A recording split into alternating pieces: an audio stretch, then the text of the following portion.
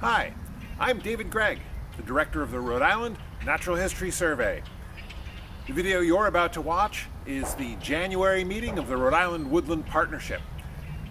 This meeting features a presentation by Mike Ferrucci of the Society of American Foresters. He's going to be speaking on forest management in the era of climate change. He's going to be looking at proforestation and attacks on the premise of forestry, on scientific and moral arguments for forest management, and on forest outreach initiatives. Following his presentation, there's a conversation about the topics that he covered, and then further discussion on hot topics in Rhode Island woodland conservation. So I hope you enjoy, and see you out there. The Rhode Island Natural History Survey presents videos to showcase the animals, plants, geology, and natural systems that surround us, and the people and organizations working to understand and conserve them. Welcome everyone to the January Rhode Island Woodland Partnership meeting. We're convening again on Zoom after our December meeting in the field, walk at the RIWP woodlot in Foster. Have a I think a pretty busy agenda today, and with Mike Ferrucci of Interforest and the Yankee Division, the Society of American Foresters, joining us. And I know that some of us, but not all of us know Mike. So why don't we'll start off with our round of introductions. And I can call on people, you can introduce yourself and just talk about your affiliation. I'm Christopher Riley. I'm the co-coordinator of the Rhode Island Woodland Partnership, and I divide my time in a role with the University of Rhode Island, which I do some extension-like and research work, and also my practice sweet birch consulting. Over to you, Kate. Hi, Mike, Kate Sales. I am also the co-coordinator of the Woodland Partnership, and I am the director of the Rhode Island Land Trust Council. Mike, you want to do the introduction of yourself too and say hi? Sure. Hello, everyone. I'm glad to be asked to join in. I'm a professional forester from Connecticut. I spent approximately 20 years managing forest land throughout the region, including a little bit in Rhode Island. And for the last 23 years or so, I've been involved in forest certification work and consulting. Today, I'm representing the Yankee chapter of the Society of American Foresters. Thanks, Mike. Hey, Kate, tell them who your Uncle John is. Mike knows Uncle John. No? We'll go around to John. Hi, everyone. I'm Scott Millar. I'm the Director of Community Assistance and Conservation with GrowSmart, Rhode Island. I'm a proud forest landowner. Thanks, Scott. And John, are you on Prudence now or in Providence? Go ahead.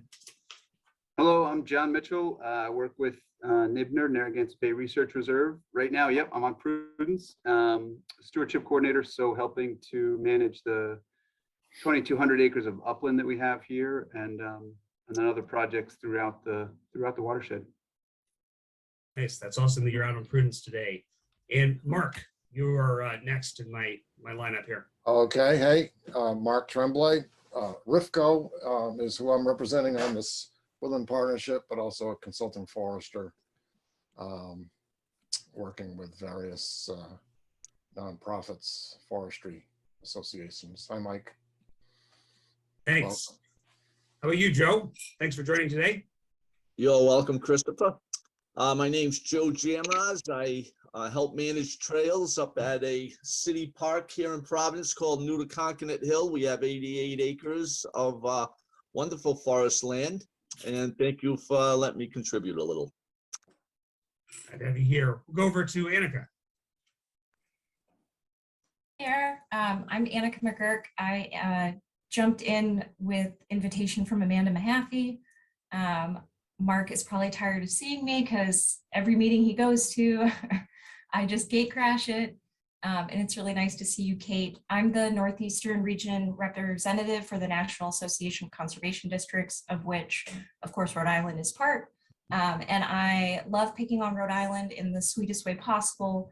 I'm just constantly amazed and excited about the conservation community in your state and the way in which you work so collaboratively. You keep everyone informed. I like to joke that, you know, a landowner calls one of you and, you know, their feet don't touch the ground until they get to the place that they're trying to get.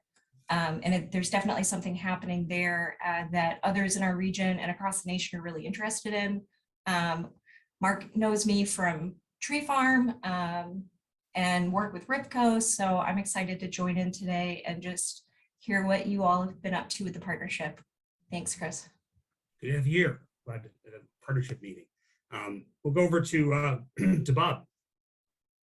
They're here, very a tree service and RIFCO as well.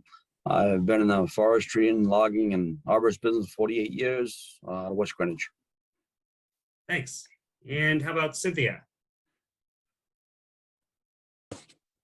Hi, everybody. I'm Cynthia Kolick. I am with Rhode Island DEM's Division of Agriculture and Forestry. I am the CAPS Forest Pest Coordinator for the state's CAPS program, which is the Cooperative Agricultural Pest Survey for invasive exotic pests. Great, thank you. Move over to TJ. Everybody, it looks like I'm at midnight where I am, but I apologize. It's TJ Boudreau. I'm the Deputy Chief of the Division of Forest Environment, and happy to be here. Thanks. Thanks. And Alana. Hi, everyone. Alana Russell. I'm with the URI Biocontrol Lab and also the Rhode Island State Coordinator for the Forest Ecosystem Monitoring Cooperative. Thanks. And how about Jack? Hey everyone, Jack Sisson here with the Rhode Island Department of Environmental Management, Division of Ag. I have not been able to join a call in a few months. I'm excited to get back. I think my last one was the walkabout, and Kate was giving me lots of tips on how to identify everything in Rhode Island for us. So very excited to be back. Great. And I see Rich there. Rich, do you have a microphone?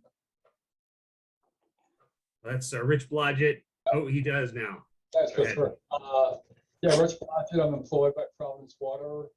My coworker, Robbie Billin, does most of the hands-on forest management. I address more of the broader watershed protection efforts that we do here. Great. Glad you can join today. We'll go over to Paul. Paul Dolan, Area Director, Rhode Island RCD Council. Excellent. And how about Nancy? I can't see you, but you're there. Yeah, Nancy Stairs. I'm the Cooperative Forestry Program Supervisor with the Division of Forest Environment. Great, thanks. And also with the agency, DM, we'll go over to Fern.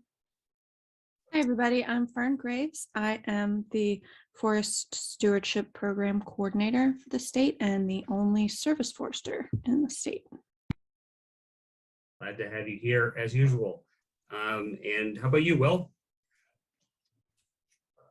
Hi, everyone. Will Walker. I'm the State Lands Forester with the Division of Forest Environment. So forest management planning, timber harvesting, and all that kind of stuff.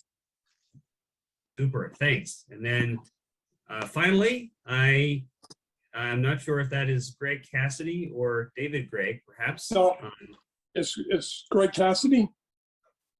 Can you see my picture? I was having some technical problems. Ex-DM forester, but still a forester in Foster. Glad you can join us today. Well, we've thank got a good group. Sorry, Greg, did I interrupt you? No, I'm still trying to figure out my camera. Gotcha. Me too. Well, so long as you can see the presentation, you should be all set.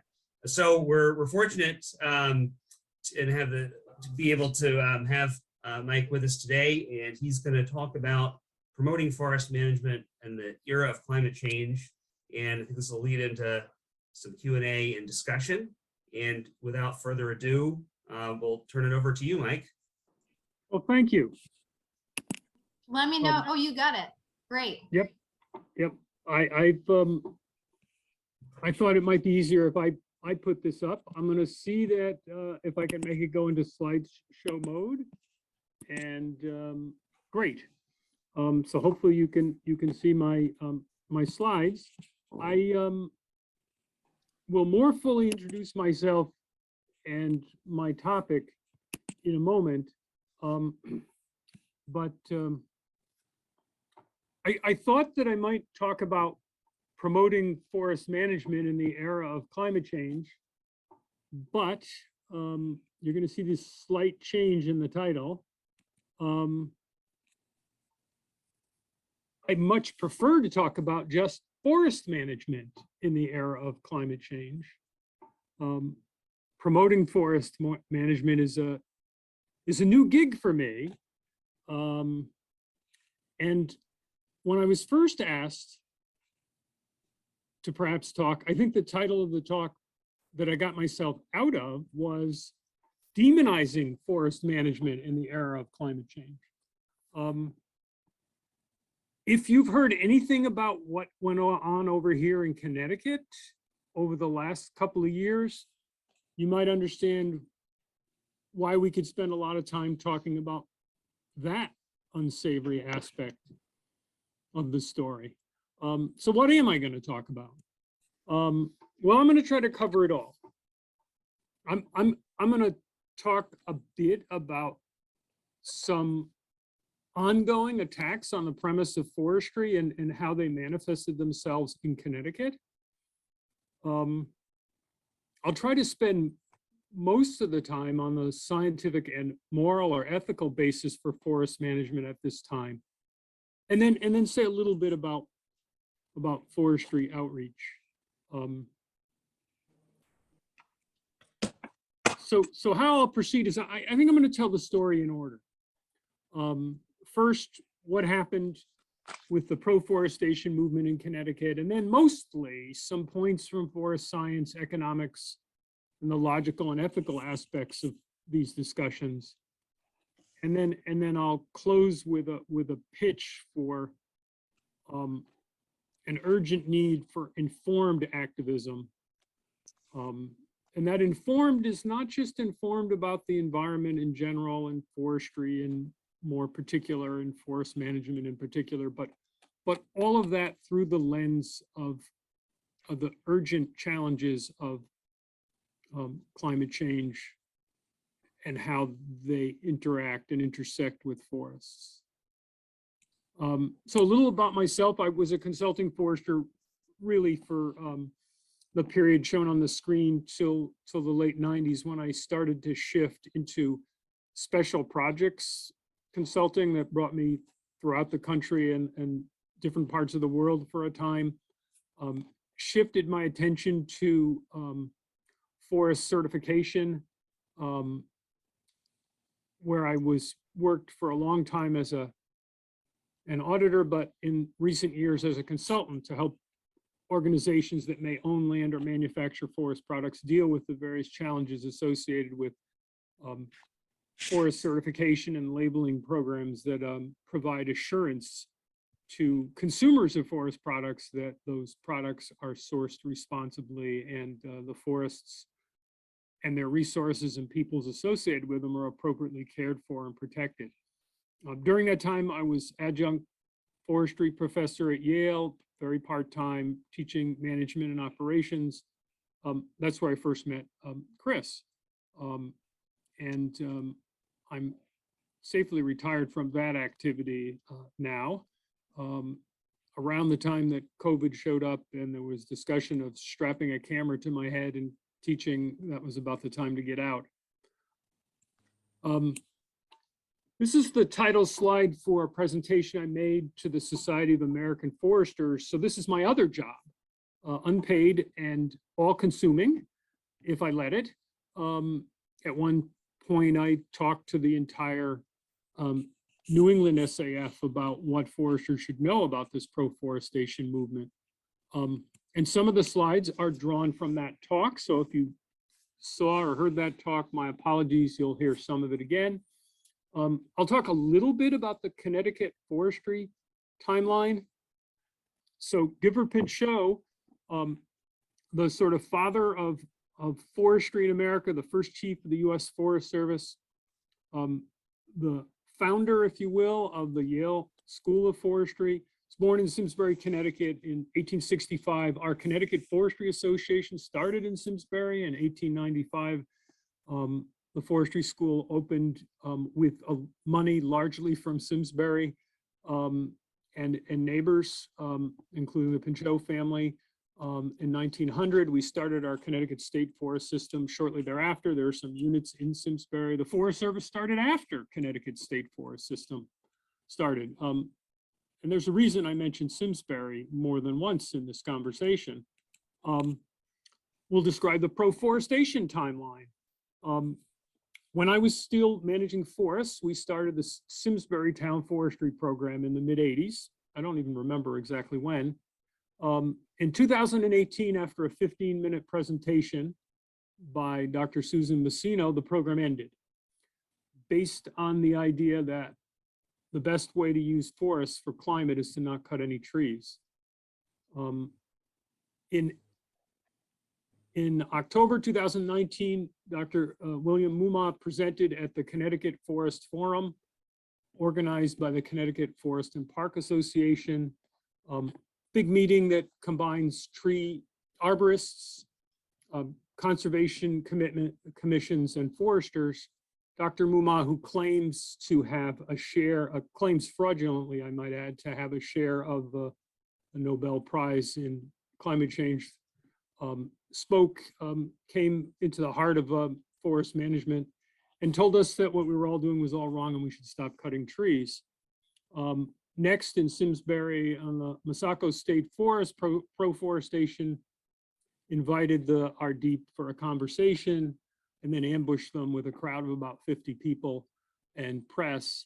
And our forestry agency responded by pausing the harvest, taking a couple of years to pay the logger who was paused for no reason of his own, his money back, and then ultimately ended it and paused harvests on state forests. This was a chilling development for anyone who knows what happened in Massachusetts a number of years ago. Once you stop managing, it is not easy to start up again. And then the proforestation people at the same time revealed themselves to have gotten positions on our Connecticut Governor's Council on Climate Change. You might say that was an ambush.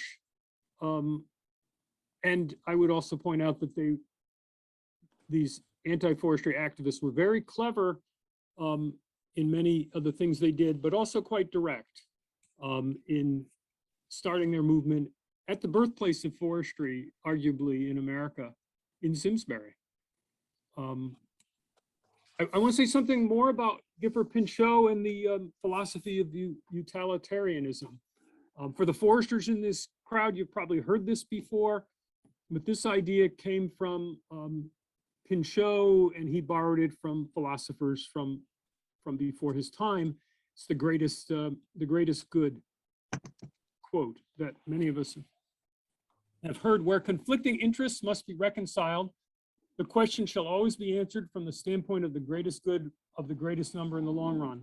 Somewhat of a tenet of the progressive movement at the time of Teddy Roosevelt.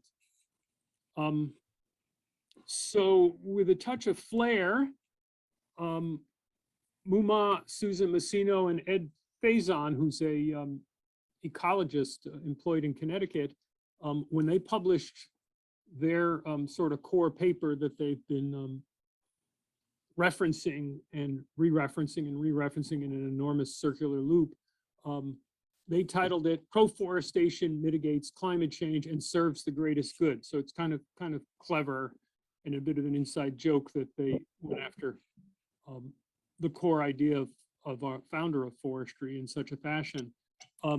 So this is what they say. This is the heart of their claim: growing existing forests intact to their ecological potential. And by that they mean till the trees reach the oldest time they possibly can. Term proforestation is a more effective, immediate, and cost-effective approach. They say more effective than anything else. It could be mobilized across suitable forests of all types. Proforestation serves the greatest public good by maximizing co-benefits such as nature-based biological carbon sequestration and unparalleled ecosystem services. Two of the three folks involved in this have PhDs. One of them claimed to be, associated with the Nobel Prize. And they managed to get this article published in the gray literature. So it's a little intimidating when they first showed up with this idea. Foresters didn't know what to make of it. At this presentation, several foresters who knew better and were willing to say something. I wasn't there, and it's a good thing I wasn't there. Spoke out angrily against this idea and were quieted down because it wasn't time for a rebuttal or a debate. It was just a statement made. In response, some months later, because at the time I wasn't really working in Connecticut, I spoke at an SAF meeting, and I got put in charge of coming up with a response. As a member of our Professional Society of American Foresters, we sign up to a code of ethics, and we had to work within this code. Public policy related to forests must be based on scientific principles and societal values. We pledge as foresters, as professional foresters, to use our knowledge and skills to help formulate sound policies, to challenge and correct untrue statements about forestry, and to foster dialogue. And that's what we did. We started by developing a position paper. It took well over a year to digest the science and to come up with this position paper, which we hope gets circulated to everyone in this talk. It's the position of our Yankee Society of American Foresters, which includes Connecticut, Massachusetts, and Rhode Island, that active forest management grounded in science is essential to maintaining and promoting forest resilience and ecosystem services from forests. The literature overwhelmingly supports this. The United Nations most recent comprehensive report on climate change says forests and their management are an essential part of the solution for carbon loading in the atmosphere and for climate change problems.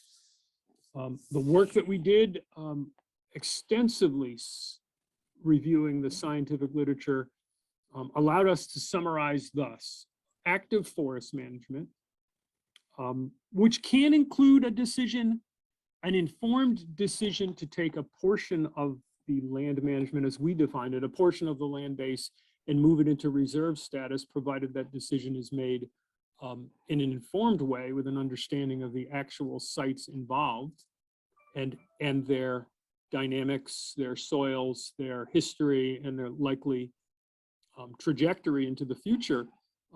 We include in the scope of active forest management setting aside reserves, large and small, and most managed forests have reserve areas anyway. This differs from proforestation, where they want to draw a circle around something or grab a certain category of land, say our state forest land in Connecticut, or all the town forests in Simsbury or what have you, and say they should all be dedicated to carbon warehousing. We know the science tells us this. We didn't necessarily know it before we dug into it, but active forest management can promote both carbon sequestration and storage. And if you don't know this already, and you've heard these terms before, they are very different things: sequestration and storage. Provide adequate ecosystem services, including air and water pollution mitigation. Active forest management provides locally sourced and sustainable wood products, helps reduce forest fragmentation, mismanagement, and conversion to non-forest, both locally and globally, and helps improve biodiversity and the capacity of ecosystems in our region to withstand and adapt to the impacts of climate change. It's an unquestionably scientifically sound, based on what we know now, premise that active forest management is not a problem to be stopped, but is in fact a major part of the solution for climate change. In engaging in this conversation, we all need to know the basics about a very complex and fascinating, I might add, world of forest carbon dynamics.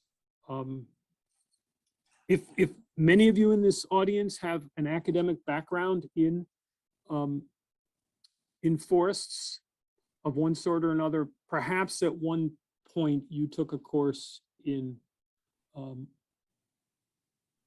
forest ecology.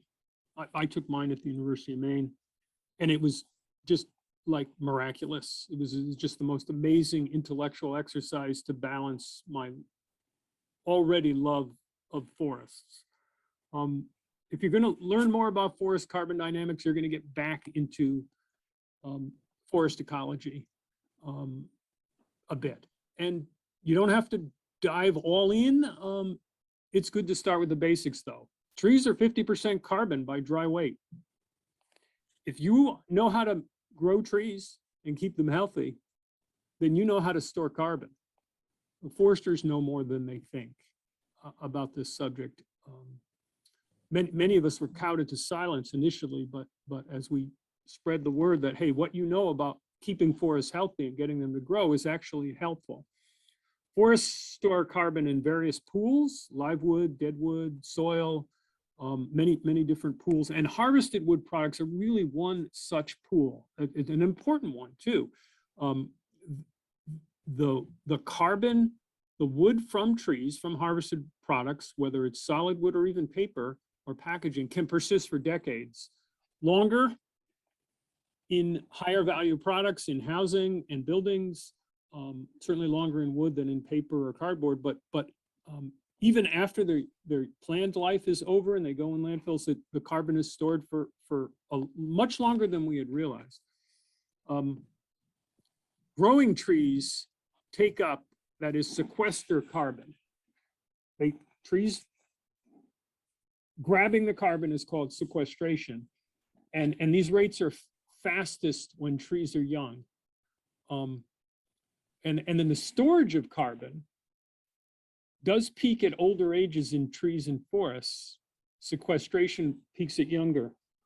The basic premise of the proforestation argument is trees store carbon.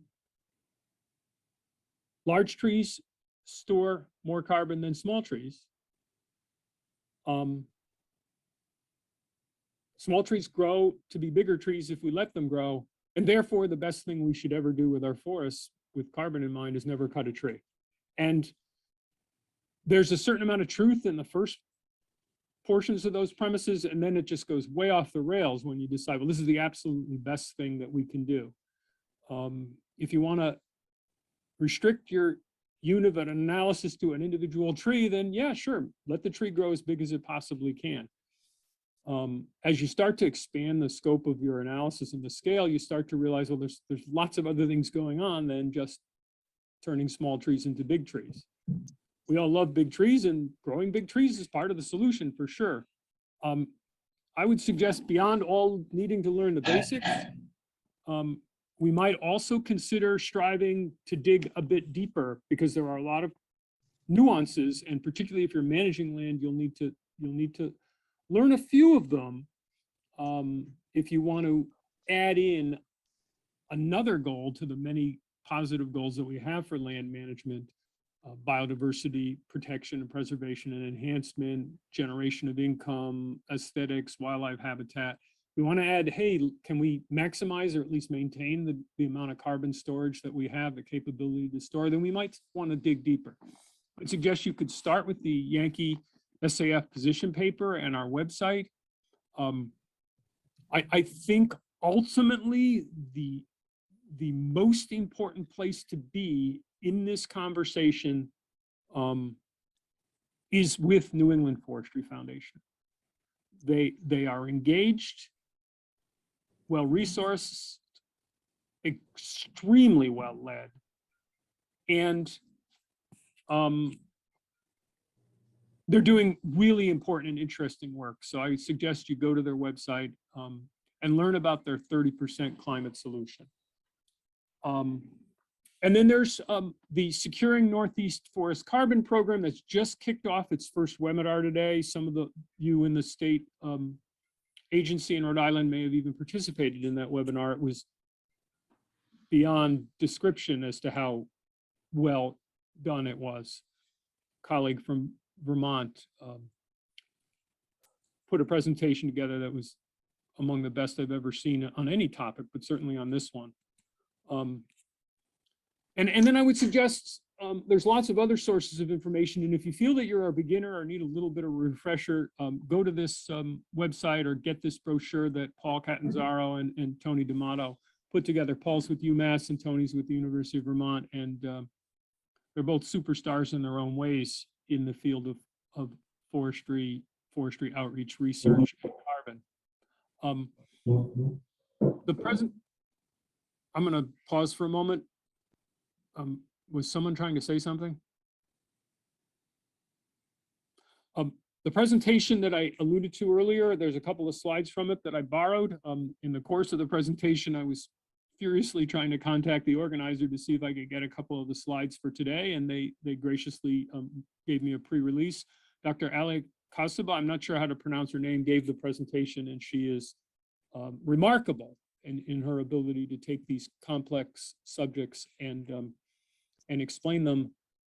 She also obviously has a deep connection to the underlying science, and I hope she'll have a long career in Vermont or the region, because she's going to be a real force for helping us understand the problems, the science, and what to do about them. So several of these slides are from the good doctor from Vermont. Trees can help mitigate climate change by sequestering carbon, grabbing carbon from the atmosphere and storing it in wood and soil. We know this. The chart on the right shows the concentrations of CO2 in the atmosphere, and one of the points that was made is trees have such a powerful role that if you look real closely and zoom in, the amount of CO2 in the atmosphere actually drops significantly every year, and is at its low point in the late summer, when our broadleaf trees are at their fullest foliage and have grabbed up about as much carbon as they can for the season, and then they leak some of it back each year. So it's an illustration of the power of the trees, that it just bounces around measurably every year seasonally. The terminology in this field can be dense, but I think if you get perhaps the first three of these, or even the first two of these box definitions, it'll serve you well in following the conversation. Carbon storage is the total amount of carbon stored.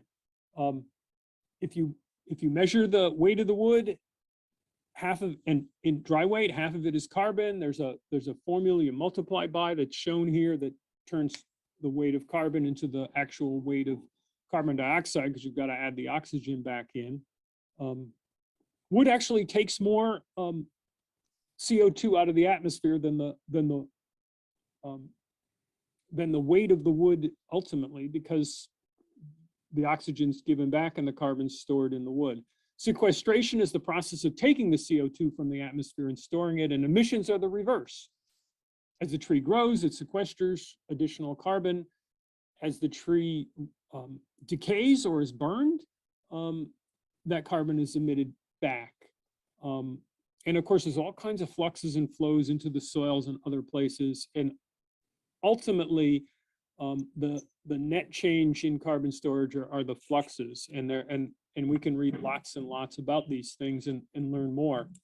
One of the important things to understand is that, as in all things, a forest is different than simply a collection of trees, and a tree is a different scale thinking of things than a forest. On the left, you see a chart that shows how much carbon is in a sugar maple tree, various diameters. The bigger the tree, the more the carbon, and it tends to, at least as measured in diameter, and part of this is just geometry, it's not really biology, you get more carbon progressively and at an increasing rate as the tree grows in diameter. It isn't really possible to get a tree to grow at a steady diameter rate. As a tree gets bigger, it takes even more volume growth to maintain that growth rate. But if theoretically you could maintain the growth rate, you'd be accelerating the amount of carbon you take out of the air. The problem is you can't grow all the trees gigantic at the same time in the same given area. So if you look at it by stand age in an actual forest, you see that things level off, and it's that leveling off that needs to be paid attention to if you're going to really think about, well, what is the big picture? If you think about many forests over long time periods and over large space, you get a different answer than if you just say, hey, big trees have more carbon than small trees, and trees grow, so let's just let them grow as big as they can and never cut a tree. Switching gears a little away from the presentation today and to some information we've had for a little while, and this is courtesy of the Dovetail partners from the University of Minnesota. If you're not familiar with them and you're interested in learning more about a range of environmental topics that have to do with the human need for things, and trying to do our get what we need to live as humans the most sustainably, I'd recommend Dovetail's work. They came out with this statistic, which has been verified by others, that over an approximately 56-year period between 61 and 2017, our population, grew more than 2.5 times. So think of it as, let's call it 2.5 times. Steel use actually went up 2.9 times. Cement use 12.7 times, and cement is extraordinarily polluting when it comes to carbon pollution. As is steel and aluminum. Aluminum went up by 12.7 times. Plastics went up by 25.8 times. Wood only went up by 1.6 times. We're using less wood per unit of population growth. And of all of these things, wood is the only sustainable resource, renewable resource, and the only one that actually takes carbon out of the atmosphere, not puts it back in. Dr. Oliver and others at Yale and other places believe that various aspects of increasing wood use could offset 31% of human emissions. This is being looked at intensively now in New England, and a report will soon be released again by our friends at New England Forestry Foundation. More on that in a moment. We've got some areas of dispute within some of the science here, and some of it is still to be worked out for sure. But the general premise that forest management is positive has overwhelming support. What is at the absolute consensus level, even amongst those who think we should have far, far, far more unmanaged preserves or reserves, we're all in agreement that we should keep forests as forests. Among their many, many critical benefits that all of you know about and work towards, forests are also critical storehouses of carbon. In addition, managing the forest for resilience, or at least the importance of these forests being resilient, able to withstand external stresses, is also an area of near consensus. Where we have more invasive exotic plants, pests, and diseases, where our forests here in southern New England are aging and aging rapidly with climate change related stress, more stresses, maybe more drought, more temperature stress. Maintaining forests is really going to be more difficult and more important than ever. We don't need less forest management, we need more, and better informed, and it's not getting any easier. In my short 40-year forestry career, the difference between what it took to try to regenerate forests and keep them healthy when I started out and what it takes now is it's a lot harder. About the only positive has been that at least we have widespread recognition that we need to do something about the deer population. That's probably about the only positive. Everything else has just gotten harder. So what should we be doing? What should we be saying? And you can think of this from a public policy perspective, or you could think of it from a landowner land management decision perspective, and maybe both. I know some of you from your introductions work in both of these arenas, but others of you may work in just one or the other. Lots of complex information I've sent across to Chris and Kate, a collection of background documents that that you all might want to have access to.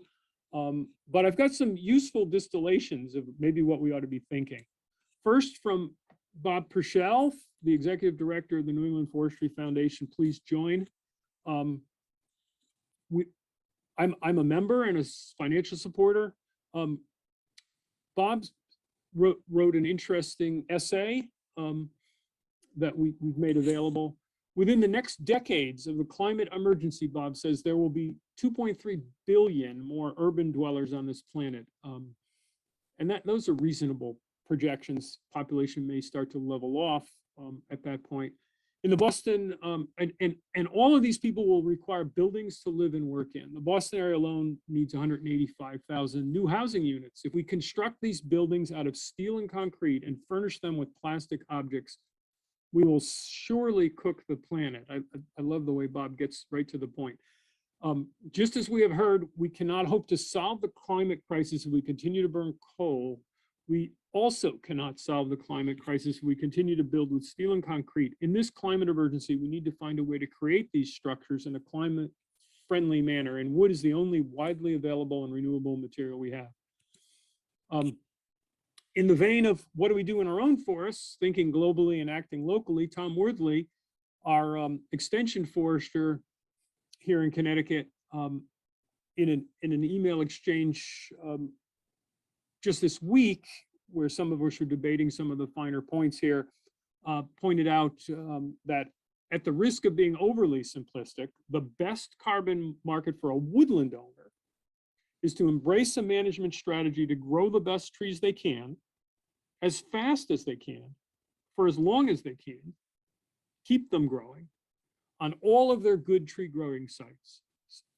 And then when growth slows, as it will inevitably do, market them for high value, durable wood products and start the process over again. The science supports this and experience supports this. Now I'll get to the third act of this story, and the one that has given me the greatest challenge. First, I had to learn about the anti-forestry activism and resolve to do something about it. The negative impacts and the race to just shut down forestry that seemed to be starting, and we did. We set them back pretty hard. We're still in the struggle, but we're in a lot better place than we were. We worked within our professional society to assemble the scientific facts, and now I'm involved in outreach and advocacy. And I have to say, for me at least, this is the most challenging part by far. At an early stage in my forestry career and my professional career, I made the decision that I wanted to be a manager, not a extension forester or service forester. I want to actually do the work myself. I've managed to come full circle, and now I'm back, at least in my volunteer time, doing advocacy and supporting and advocating for the efforts of our extension foresters in Connecticut and our service foresters. I was given an opportunity to work on a panel for our commissioner here in Connecticut, and there were a lot of different directions we could go. We were told we needed to limit our asks to a couple, and even though there were lots of other things I could have chosen from, I chose to push for fully staffing our state forestry agency with service foresters, doing and extension foresters as the #1 priority, and then our land management agency, which is so badly understaffed, as the second priority. We really have to do outreach, and it is challenging. So for all you forest lovers here, we do have a problem.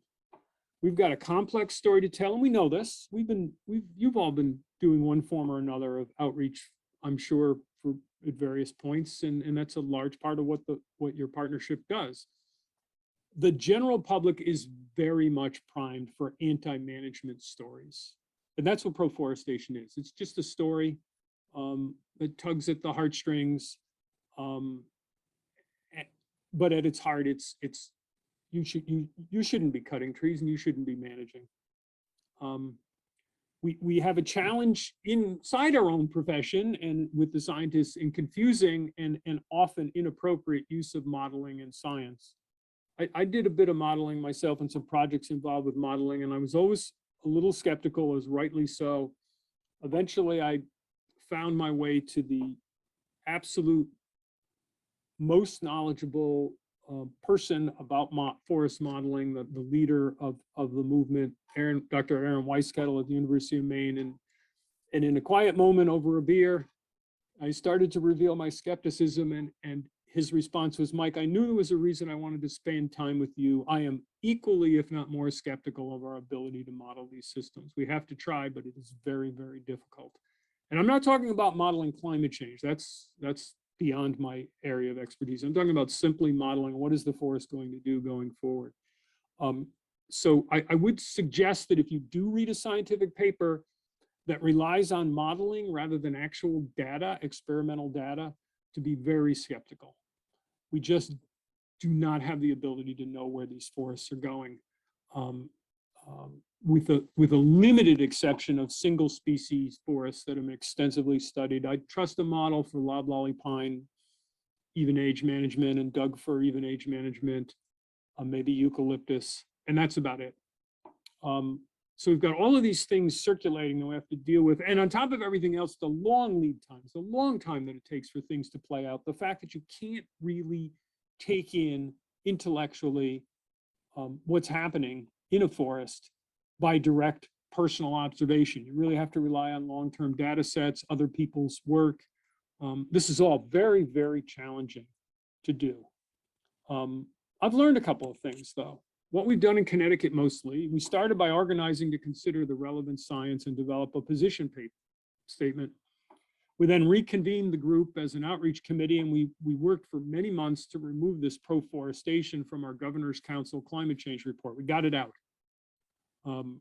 Very, very satisfying to me that it was completely rooted out, despite the fact that the three core components of proforestation had situated themselves in the heart of this process and were being listened to for many months before we even knew they were there. We've had legislator tours and public forestry tours and increased the frequency of them with an added carbon component. We're having ongoing regular meetings with public officials, including our deep forestry folks. I will say it's challenging. If you want to take the state forester position and then count how many levels of bureaucracy there are between them and the governor, that'll give you a pretty good idea how important forestry is in your state. In Connecticut, we're 4 levels away from the governor, which means most of our governors have no idea they even have a forestry agency or have only the foggiest notion about what they might do. So it takes time to get these messages to the right officials who can actually act on them. We've also got a website, we're doing some social media and more. I would suggest that all hands are needed. So get involved. To this group, I don't think I have to tell you to get involved. You're already involved. That's quite obvious. I would just suggest add a carbon component to your thinking, or it will be imposed upon you from outsiders. And as folks work forward, I suggest to choose your preferred approach. One-on-one discussions are useful, helpful, and needed. Not everyone in this business is willing to get out in front of a group of people.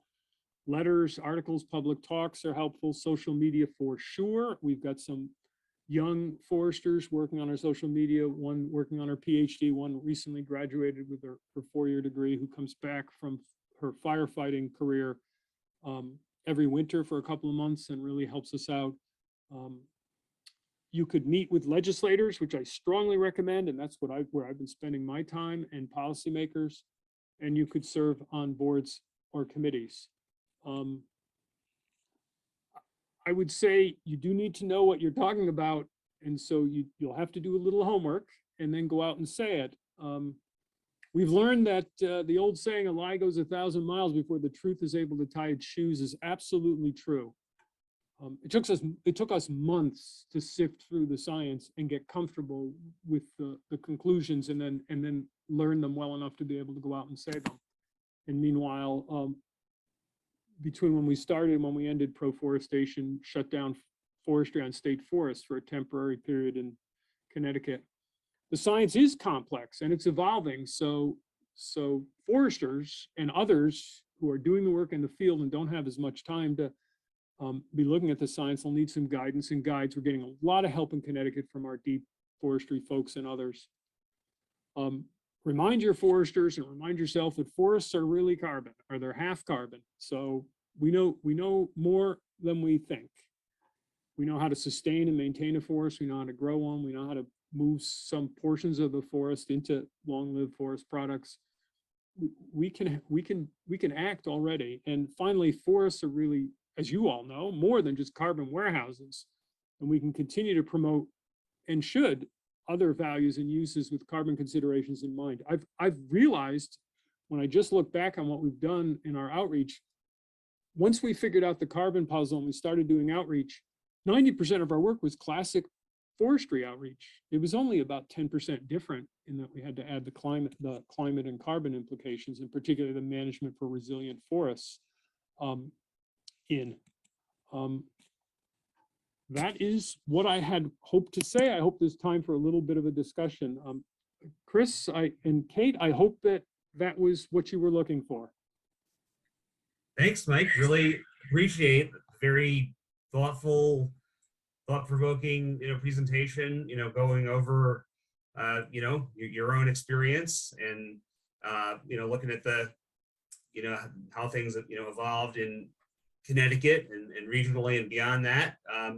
Touching on a lot of different aspects of the topic. I think it's very timely for us in Rhode Island to be having conversations about this, and certainly have some questions that I could ask, but first just thought I would open it up to the larger group here, and I think people can just ask questions if we can, if we're not all talking over each other.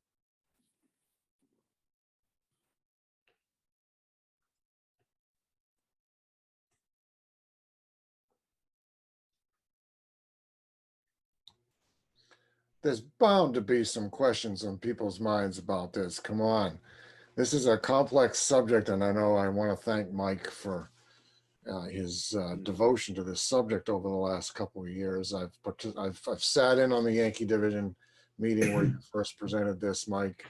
I'm on that outreach committee, and RIFCO's got an upcoming workshop March 5th on biochar production, and we're going to open it up with a presentation on this very subject, carbon sequestration specifically, but we'll probably delve a little bit into the presentation that Ms. Messino did down in South Kingstown back 3 months ago or so. I think Paul Dolan and Chris Modisette and I were there, and we were able to challenge her a little bit. And I had a conversation with her afterwards following the session on her proforestation approach.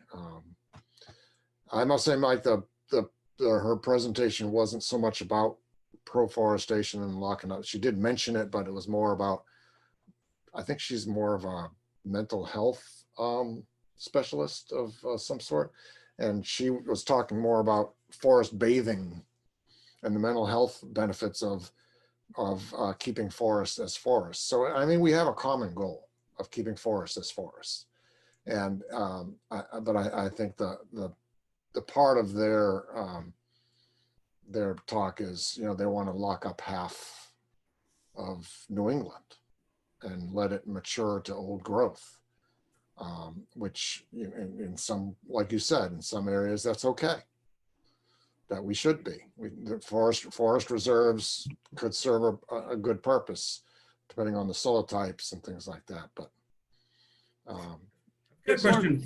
We were able to challenge, or I was able to say, hey, it's kind of ironic you're talking about not cutting trees when we're standing in a completely wooden building.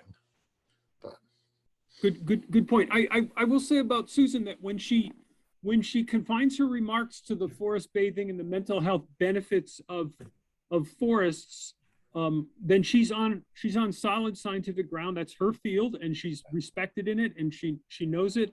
I think she gets a little off the mark even there when she claims that somehow unmanaged forests are better than managed forests, when in point of fact, there's absolutely, I'm told, I haven't delved into it, there's absolutely no scientific evidence that whether the forest is managed or unmanaged has any difference on the salutary effect. I wouldn't doubt that she might be able to show that a forest that was recently harvested might not be as soothing as one that hasn't been harvested in a while, but I've done a similar experiment years ago in my career. I knew that if I was going to introduce forestry to a landowner who'd never had a harvest, that I needed to show them a harvested tract, and more often than not, we had to walk past places that have been cut many times previously before we got to the recent harvest, and they'd never notice. There'd be stumps and, between the trees, and they just wouldn't realize that they'd walk through places that had been cut. We all have this experience, and they were just as happy in that place with these big trees that had been managed as they would have been if there weren't the stumps and the trees are a little smaller and the stand was a little overstocked. I don't see how it's going to be a better forest bath, if that's the right term, just because there'd never been a thinning. More importantly, we should recognize that we do have common ground, and one of them is that forests are important and critical, and we want to keep as many of them as we can. I'm sorry, Chris, I cut you off. Oh, no, well, I'm just seeing some other some questions coming in, and I have one that I might get at some point, but Fern Graves has a question there, and I wanted to make sure she had a chance to get it in. Thank you, Christopher. I do have a question. You spent a lot of time delving into all the science that shows overwhelmingly that management is usually much better for maximizing ecosystem services, including carbon storage and all the other important ecology. Did you keep a list of the papers that you found most important that we could go back and consult, including ones you may not have cited? Yes, thanks, Fern. So if you look at the position paper that we published, it is 1 page of conclusion, 5 pages of narrative explanation, and 6 pages of citations. Okay. Yeah. That work was led by Tim Hawley and others. I participated.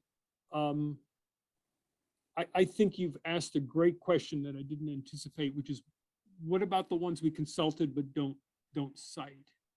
And I'll have to get back to you on that. And I think that's a really fair question and an important one, and it's important for us to have an answer. I suspect Tim has probably got that.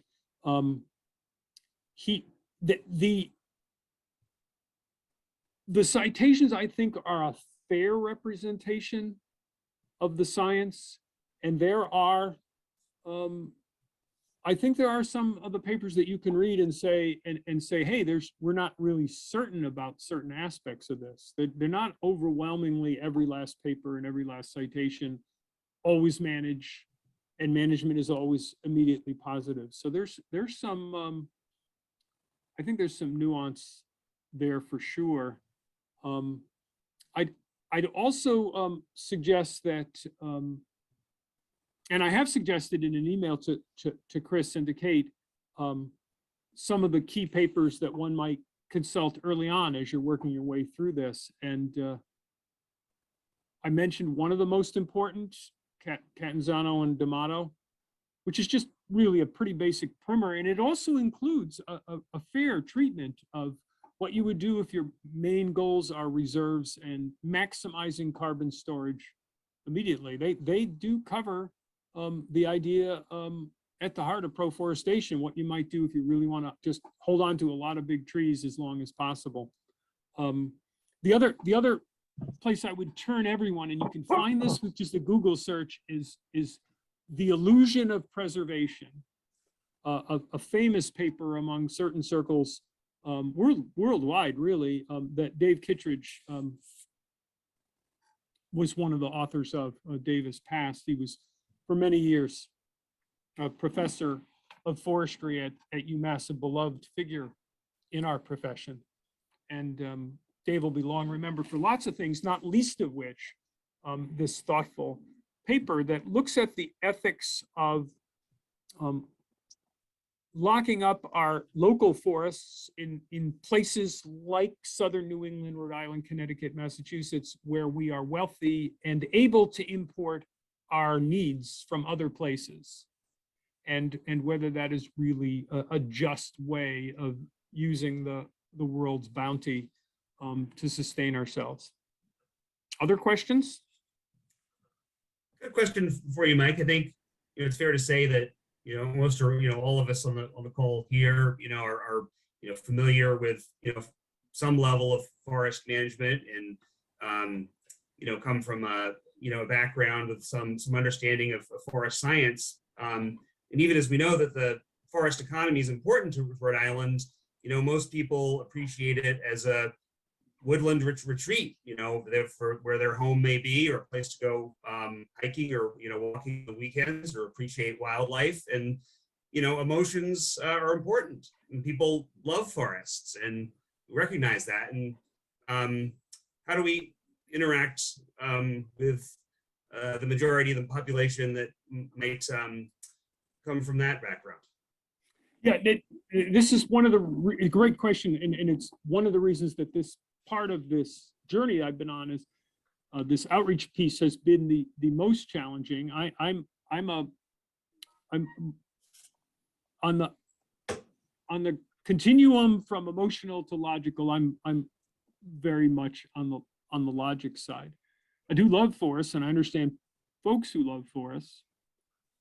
I still remember the first sad time, exactly where I was on the Appalachian Trail in northwestern Connecticut, when I was a college student, when I realized I was looking at the forest as a scientist and an analyst rather than just enjoying it, and realized I would never, ever again be able to just look at that forest or any forest with the blissful ignorance of no idea what was going on, and just enjoy it rather than be thinking about analyzing it.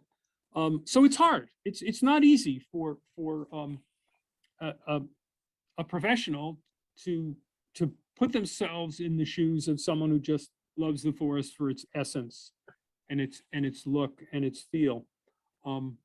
I think we have to work with folks who don't think the way we do, or we're not going to be successful. In the movement within Yankee SAF, the outreach group, we're working on this. Mark can attest to the fact that one of our members, hit us with this very point. Guys, we're not going to win this argument with logic. It's being argued with emotion. And I think one of the emotional, ethical pieces that we can look at is this fairness question. Is it fair to get our resources from other places and not trouble ourselves to ever see a broken twig, much less a cut down tree, in order to still live in wooden houses and have all the wonderful things that we have in life. But it is going to be challenging, Chris, for sure. I would say though that it's hopeful. If you go to the place that is arguably the birthplace of forestry, at least argued by the Germans, Bavaria. I think the French have a better taste, to tell you the truth. But anyway, we'll go with the Germans for now, and say you go to Bavaria in the foothills of the Alps in southern Germany, where forestry started, where forest management is the most intensive, arguably in some regards than anywhere else.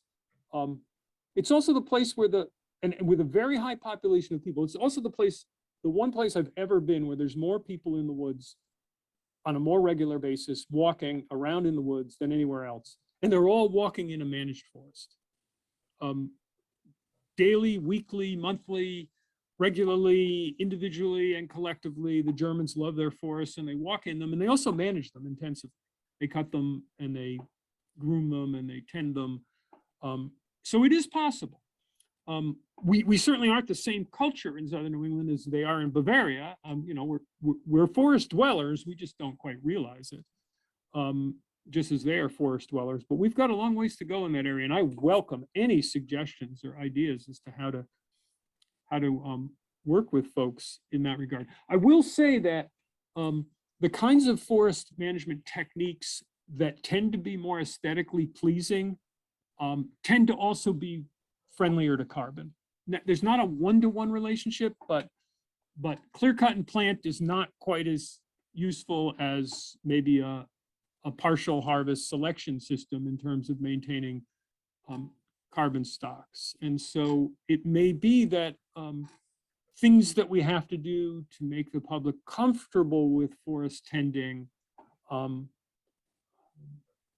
can also be very helpful. They're certainly not harmful to the carbon balance. That's not to say that we can't do a heavy shelterwood cut and still be doing great things for the carbon balance, but they are a little more challenging to pull off when the public is not on board with our underlying scientific understandings.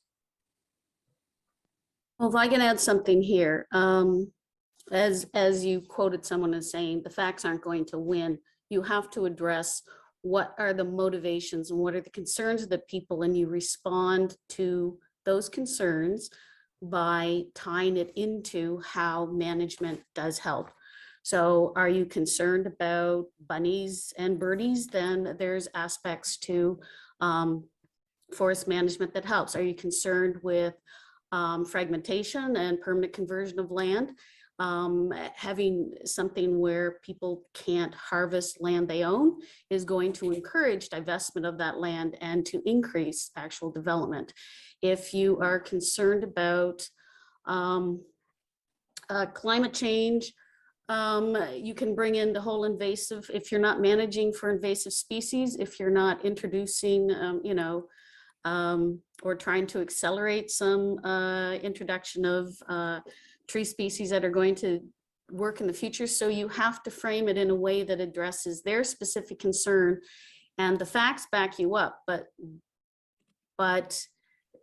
facts aren't what they're interested in. They're interested in feeling like something good is being done. And that goes for fire as a management tool, that goes for harvesting, that goes for any of those things. Fire is probably our hardest argument here as a basis, simply because we haven't had any big wildfires in a while, but it certainly is one of the elements. But framing it in a way that how management helps meet your specific concerns is really the only way to do it.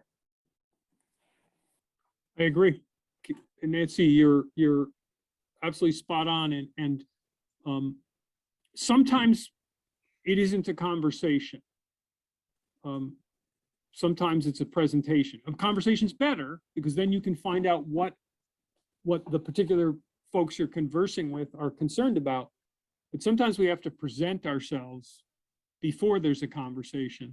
Well, you can develop materials, you can have that messaging in different formats so that you have it already structured and in place.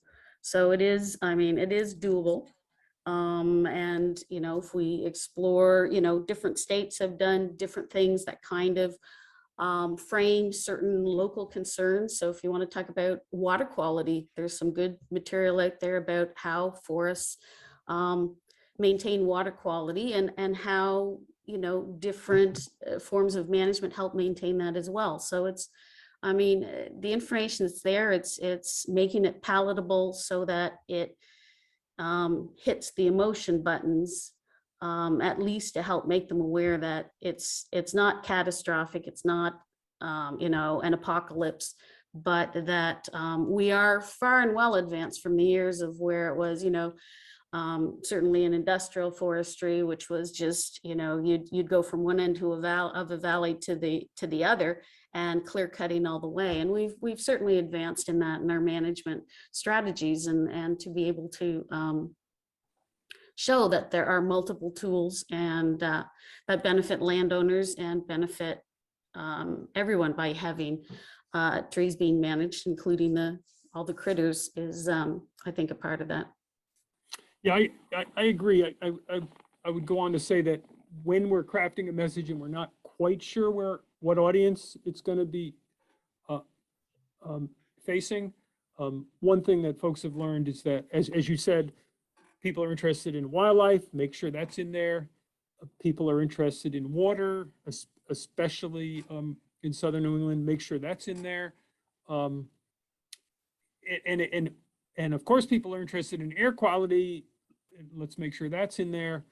And then not as many are as interested in wood, but it's a worthwhile wood in the fact that it's a renewable resource that's been used for millennia to make people's lives better. That's, you know, that might be something that isn't the first thing you lead with, but it can help in some cases. And so, and I agree that agencies in different states are really doing some great work. There's some really great, I'm most familiar with what happens in Connecticut, but each time I look at the websites in the other states, I find really interesting and compelling websites and documents and infographics that are helping.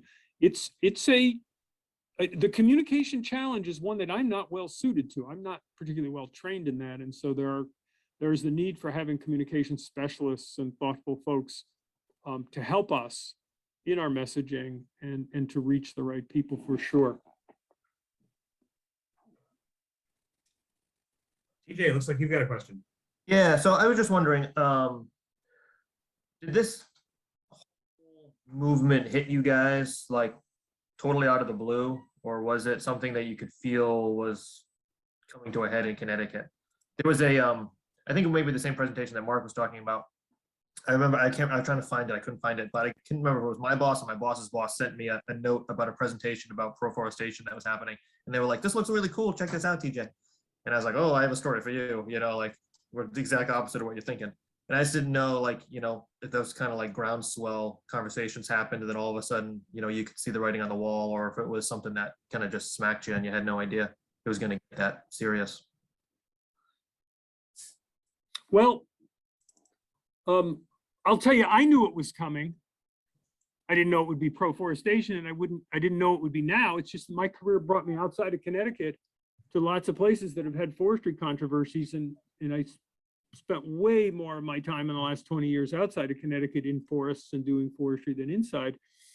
And I would occasionally say to my Connecticut friends, you know, you're so lucky to be out of the line of fire in this, but you really want to be prepared because sooner or later it's coming. There's a famous quote, I don't know who it is, goes, never underestimate the ability of a small group of people to change the world. Because that's all it ever does. It was a really small group of people that started this movement. So it was not possible to see it coming. It is not a groundswell by any means. It is a small number of very committed and clever activists, a very small number. I think they're well funded. I think they're getting funding from one of the big environmental foundations. I don't know this from any other way other than that they're popping up all over the place in the US at the same time.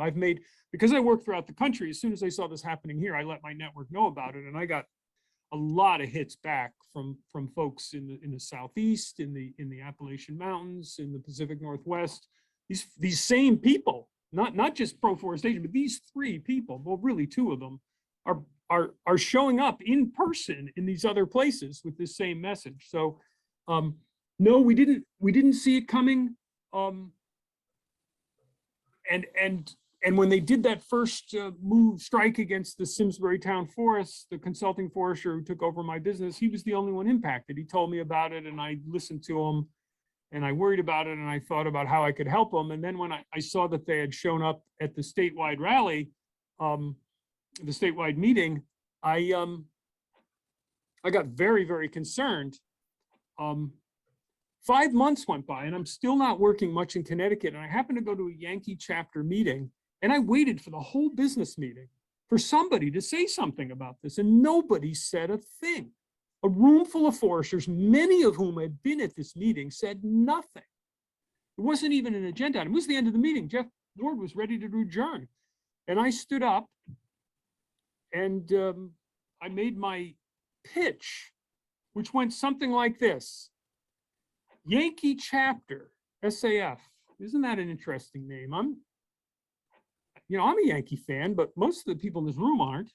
Why are we the Yankee chapter? Why aren't we the Red Sox chapter? And I did this in order to get everyone to stop drinking coffee and pay attention. It made no sense what I was saying, and that was intentional, or not much. And then I went on to say, there's a lot that you can read into a name, like the name proforestation. And the room went from quiet to a whole bunch of conversations happening all at the same time, only the Connecticut people, because they all kind of remembered that this had happened. We deserved to lose this battle if we were going to just ignore it. And that was what was going to happen. Fortunately, I got folks to agree to do something while the proforestation people, having, invaded our core forestry meeting unscathed, shut down forestry in Simsbury unscathed, they planned their next move, which was to shut down the state forest system. So guys, it will be a campaign should they target Rhode Island. Susan Massino came, she was testing the waters. And she wasn't going to talk about the core proforestation thing. She was going to talk about forest bathing and then see how it went. But they are popping up all over the place. They've won in New Jersey. Forestry in New Jersey was pretty much dead already. State lands management was totally dead. They now have proforestation as one of the tenets of their statewide forestry plan. Much to the embarrassment of the state forestry people, it got in there and they couldn't get it out. There's a rally coming up in Vermont soon to try to set back some of the forest management on the Green Mountain National Forest, which is a pretty light touch program, both in terms of the number of acres it touches and in terms of what it does when it does touch an acre. But apparently there is a certain group in Vermont that feels that no trees should be cut on national forests. And so I don't know. I think you folks have got enough warning. And I don't think there's going to be much more warning going forward. When they get a grant and they have a person, they'll plot that person. If their activism is the way it's often done in this field, they'll plot that person in a particular area and they'll do their thing. The final thing I'll say is I once heard a distilled description of forestry activism from a woman who was part of a logging family in a logging region in the Pacific Northwest that had been largely shut down for active forest management because it was mostly public land. And she said that the way it works is you reduce the IMBO issued at symbols, to the point that we just made about emotion rather than logic. Reduce the issue to symbols, manipulate the symbols, and you'll get the actions that you want. So that's the sort of anti-forestry activist approach. And we'd all do well to study it, or at least understand it, but also to be prepared to rebut directly when misinformation comes out, as well as to continue to build partners and partnerships and initiatives. There's nothing more powerful than regular folks who've actually experienced the benefits of good forest management over years or decades, speaking up to public officials and saying, no, that's not true, that cutting trees is bad and wrong. Come have a look at how it works on my forest. And that's how we can inoculate ourselves against a really bad outcome. or one way we can. Thanks so much, Mike. Really appreciate your taking some questions and providing thoughtful answers, food for more thought. I know that we've at this point gone well beyond the hour we planned for, which is I think a good thing. It's a kind of a good topic and discussion, and I think it's also going to segue sort of well into the our discussion of hot topics in Rhode Island. So great.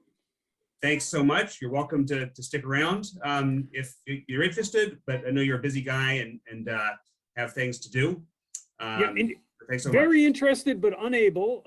And so we're off to get my 91-year-old mom her third the COVID booster. So that takes a team.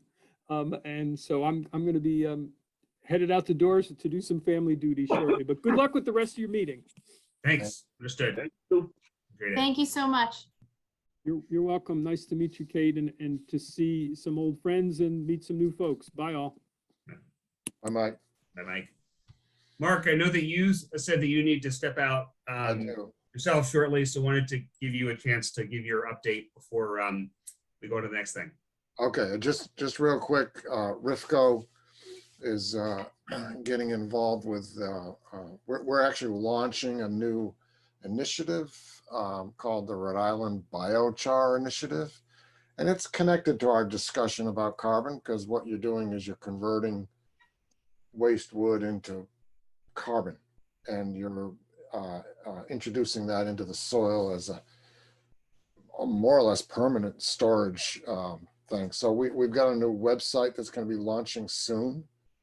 We're populating it now, and our newsletter and e-news will come out the end of next week, I believe, with a link to it. But it's basically biochar-ri.org.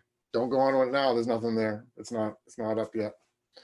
And we're doing a workshop on March 5th.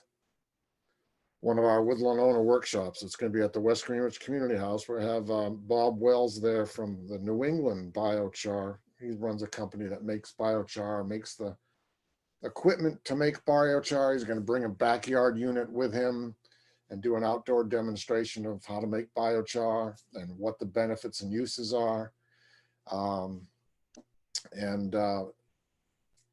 We are going to start the morning off with a presentation similar to what Mike was just talking about on carbon sequestration and storage and that whole topic. And I believe we haven't quite fleshed it out yet, but I believe we'll probably address this not directly as proforestation directly, but at least lay the foundation for the science behind management of forests for carbon as one of the multiple uses of forests. And I know, Christopher, I wanted to talk to you about lining up a speaker for that morning's workshop. It's a Saturday. That's when we do our woodland owner workshops, March 5th. And we may even have it a kind of a hybrid with a video version of it, as well as in person. It's hard to do outdoor demonstrations unless you're right there to see it. So that's my update on behalf of RIFCO. But I do have to head out for a doctor's appointment, so good to see you all again. And Scott, I'll catch up with you later on your update. I'm interested to hear what's going on with all that. Okay, thanks everybody. Thanks, Mark. Appreciate the update and your participation as always. Take care. Wanted to, at this point, give TJ and his DM or colleagues a chance to provide an update on the State Forest Conservation Commission. Since there is some, we have an update there, I believe. Yeah, thanks, Christopher. Yeah, I think the last 3 updates were there is no update, but we have one now, which is nice. So I can kick that off, and then if there's other updates from DEM as well. But so So I've reached out to the members that we were looking at to serve as the first cohort of people on the Conservation Commission. And I have verbal okays from everybody. There was a little bit of time waiting for some folks to have to talk to their boards to see if they were able to serve or whatnot, but I got an okay from everybody. And some of you are on the call here, so updates for you guys. I just have to send out a letter to you all that you formally sign. I'm hoping to get that out tomorrow. And then that's going to get signed by Terry Gray, who's the acting director. And then those letters are going to go to the Attorney General's office. And then we will be good to go. We believe we have everything already set up on the Attorney General's website for registering as a commission, so we can have all of our meeting minutes posted and all that kind of stuff. So I believe the back end of things is set up. So we're good to go. Timing on that, I'm not sure how quickly all of that happens once it goes out of my hands, but the hope is that we would have our first meeting in March. Would be a good starting point, as it is the beginning of a new quarter. And then that group meets, kind of having a dialogue with everyone involved to see what the frequency would be. Or my original thought would be maybe we'd meet every 2 months to start, and then moving to a meeting once a quarter. Once we get through a whole cycle, once a year.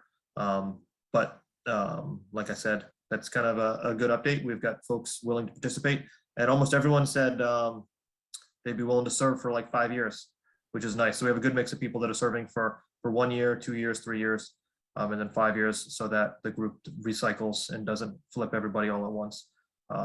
So things are looking positive on that end. So no one told me no, which is nice. So that's good. Thanks, TJ. Appreciate the update. It's certainly, good to be moving forward with that. After the pause after the legislation was passed last summer and then signed. So yeah, that's, and I think family. Yeah, that's good. And just this last presentation, I was like, just an amazing call to arms. You know what I mean? Like, I think that's fantastic for something to like the commission to take care of, activities such as that, or even just promotion of, good science and things like that. So I was super jazzed to see that presentation and to hear that he was going to be talking about that, because he's really energetic. It's really nice. So. Indeed. Well, why don't we hold the other DEM updates just until the round of updates at the end. I think we'll just have folks who have an update raise their hand, or the equivalent of that. But I think this flows into the old growth forest discussion that some of us have already been involved with. Some report and information circling around, and I in communication with Scott, and I think you're in a good position to give us an introduction to that, and talk about the topic of defining old growth and management implications. Thank you, TJ. I appreciate the opportunity to bring this issue forward. Like probably a lot of you, I wasn't fully aware that we had old growth forest in Rhode Island. Going through URI in the 70s, my forestry professors instructed us that it likely didn't exist in Rhode Island. So I was sort of surprised when I saw a recent Eco Rhode Island news story that I think a lot of you probably also read, that indicated that we did have old growth forest.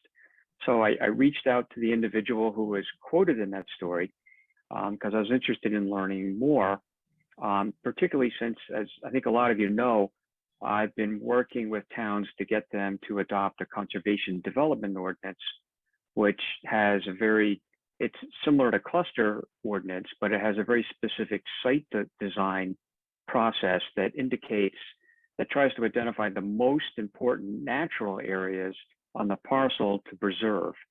And I wanted to include old growth forest in that mix. So when I reached out to get a definition, I became concerned about how subjective the definition was. This is all before I reached out to Christopher and Kate to ask them if this could be on the agenda. And this is before a bill came out It might be best if we don't get into the specifics of that particular bill. I'm sure a lot of you have concerns about it, as do I. But my interest is to try to be proactive in this. Is what does this group feel a reasonable definition of old growth forest should be? And how would you reasonably identify it in the field? And does it require any unique management beyond perhaps what a normal stand of trees might? And before we get into the nuances of that, I just wanted to give a quick update. I did reach out to the person who put that old growth forest bill in. We had a friendly conversation, but I was quite candid in my remarks that I expressed my concerns about the definition, some of what was in the bill, and frankly, I urged the person to withdraw the bill because I think it would be more productive if the individuals advocating for this were to come to a future Woodland Partnership meeting and we begin to have a conversation about what an old growth forest is, so we can try to reach a consensus. In my opinion, it's going to do more harm than good if there's an advocacy group out there pushing really hard on a particular agenda that some professional foresters who have a lot of experience don't agree with. I just don't see that being productive at all. So that's what I'm hoping to avoid with beginning this conversation of what old growth is. By the way, the person didn't give me any indication whether or not they would withdraw the bill, but at least they acknowledged my feedback and thanked me for it. These folks that were pushing this have a lot of passion and a lot of energy. And it seems to me it would be, I think we have common ground that we all want to maintain forest as forest. The devil's perhaps in the details on how we do that. So if we can find more common ground, I think there's a potential advocacy group that hopefully could work with us instead of perhaps moving towards the more proforestation position that I'm sure that none of us really support. So with that, I'll just open it up for discussion. One more thing, I did a quick and dirty literature search just to see if I could find, is there a universal definition of old growth forest? And of course, the answer is no. And the definitions are really all over the place. And it certainly something from the Pacific Northwest is not going to be applicable in Rhode Island. The best definition I saw was one that Mark Tremblay forwarded to me. It comes out of a paper that Harvard Forest did, and the state of Massachusetts has what appears to be a fairly science-based, reasonable definition of old growth forest. That might be one that DEM take a look at, this group begin to take a look at in the future, and perhaps modify it if need be for Rhode Island. With that, I'll open it up to other people's thoughts. Thanks for framing the topic and the issues, Scott. Bob, did you want to say something? It looked like you had your hand raised. Yeah, I did, please.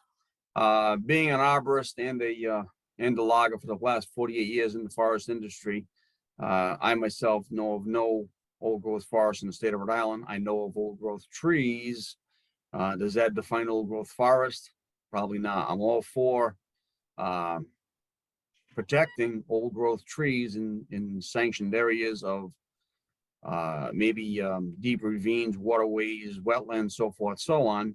But what they're doing here in this bill, what they're trying to submit in this bill is kind of outrageous.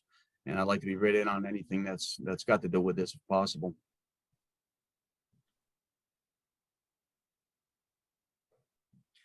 I think some of the challenge, and the opportunity, if the Woodland Partnership were to take this up is sort of how to sort of scope the, the issue or the topic for, what we're a good forum for, and try to keep the focus on that and not sort of going all over the place, since there's a lot going on with, the topic, the bill,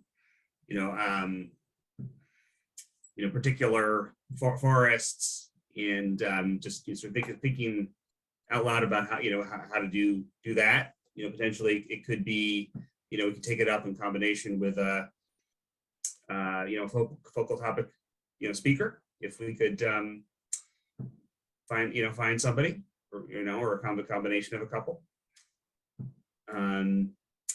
But, have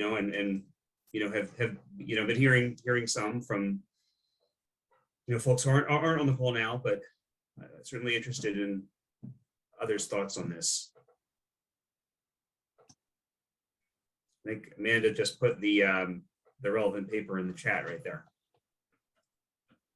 That's good. I was just going to say, if we pass that around, I think like Scott has a good point that, the Massachusetts definition, and I think it's adopted, it says it's adopted by DCNR. So I don't know if it's an official state definition or just a definition that their division holds true to when they're, reviewing whether or not something is old growth. It's very scientific in nature. And I think it's something that we were having that conversation internally. I think Fern brought it up that, we don't have a state definition, and starting there is a good starting point, because then we can determine whether or not, like Bob said, no one has actually would say that there's an old growth forest, perhaps there's old growth trees, exactly. But being able to have that definition ties us to saying yes or no pretty easily if we have some criteria. Right now we don't. So if someone says their definition and they get the people that make policy and make changes to agree to their definition, that's the definition. But if we stay ahead of it and we're the ones that help define what it is, I think we've got the upper hand. Mm-hmm. I just want to clarify, I'm not sure I posted a link to the same thing that Scott was talking about. I was going to follow up with a question to Scott to see if it was the same definition. Because it more or less says untouched. Thanks for clarifying, Amanda. We'll find a way to get some of this information out in a follow-up email. I'll send the Massachusetts study out to everybody on the Woodland Partnership listserv so everyone can see that. And again, it made sense to me, but I think it's something that needs to be vetted. Make sure that we're all in agreement.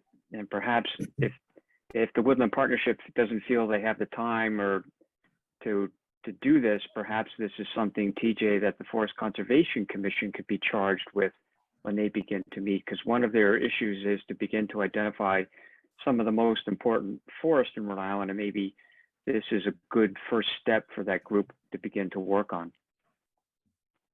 Yeah, I think we've kind of had work just handed to us, which is nice, so yeah, I'm in full agreement. Chime in on that? Can you hear me?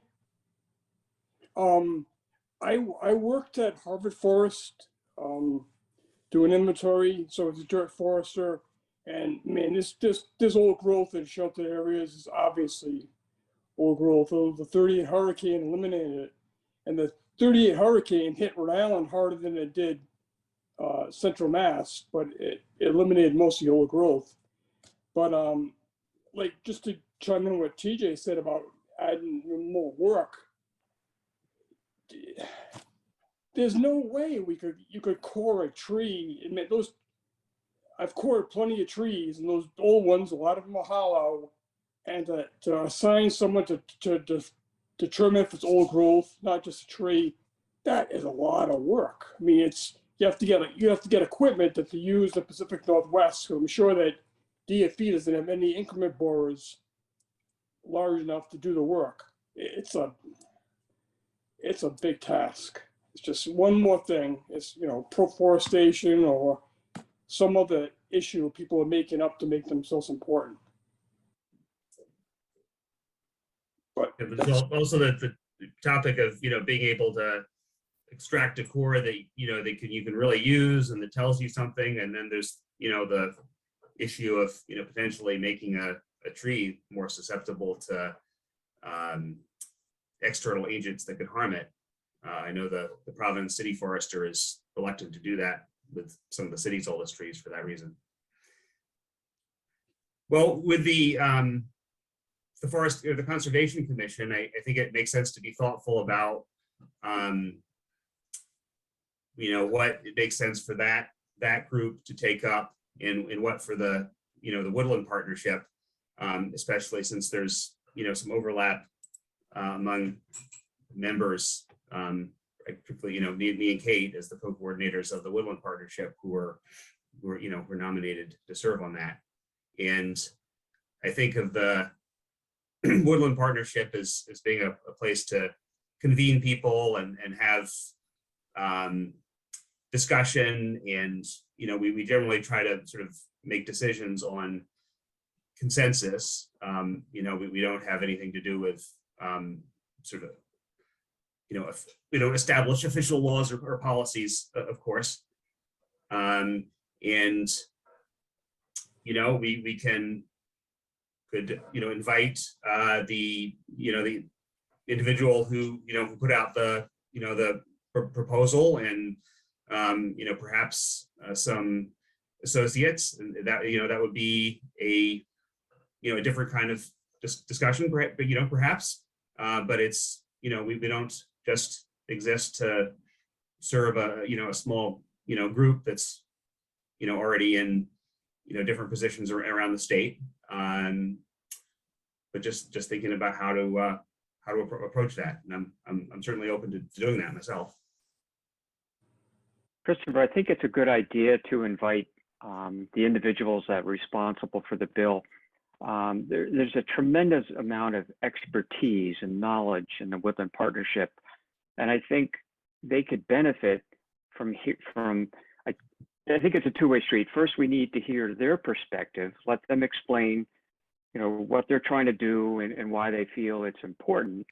And then we could have a discussion perhaps about the definition, and people could express their thoughts about perhaps refining that definition. If we can begin to get to some common ground, I think it would be very helpful. Was Will gonna say something? He had his hand raised. Yeah, I just stepped out for a few minutes, but have we thought about the natural heritage, the high conservation value forest layer that is required when you develop a stewardship plan? And does anyone know the criteria that goes into, determining whether a forest is high conservation value or not? That could be a place to start. That's all I'm thinking here.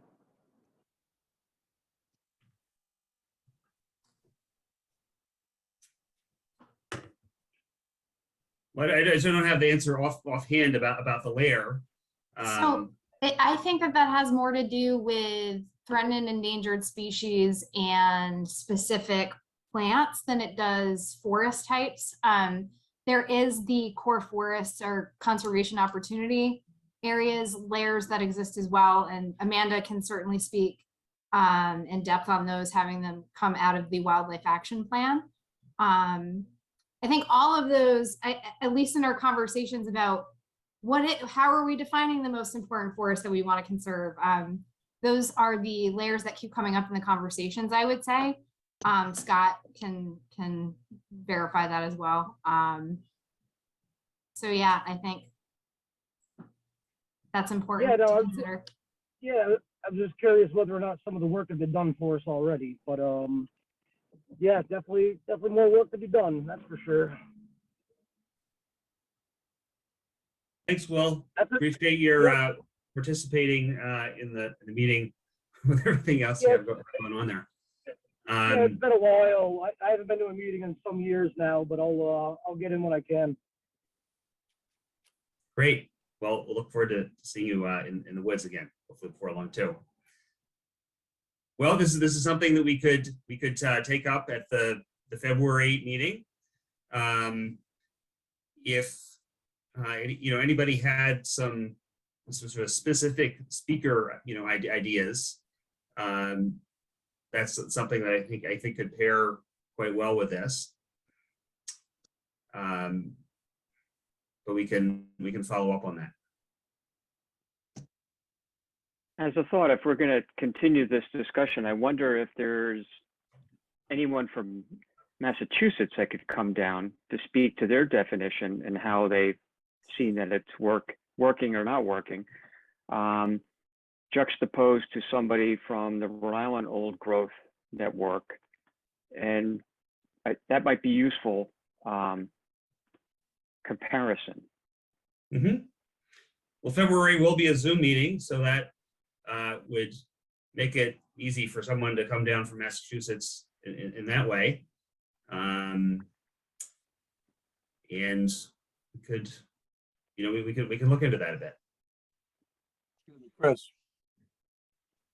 I think Henry Wright from the Rhode Island Farm Bureau would be a good participant to speak on behalf. He's been in the forestry industry all his life as well, and I've been in conversation with him all the time since he only lives right down the street. But he'd love to tear that apart. Sure. Well, I think we're looking, or not for somebody not the bill, but somebody a sort of a scientist or here with or somebody who perhaps is involved with policy in Mass or another state who could speak to that. Some of the scientists from the Harvard Forest certainly come to mind, though I don't know about their availability. But we don't have to come up with an answer to that right now, unless somebody had an idea that they would like to run with. The Rhode Island Wild Plant Society a couple years ago had someone from Harvard Forest come, who was great, really exciting speaker, and spoke to old growth specifically. I forget our angle in asking him exactly what it was, but I could revisit that if you're interested in having someone from Harvard Forest come. And just Kate was right. Will, and the core forest layer speaks to size and intactness. It doesn't really address anything having to do with forest age.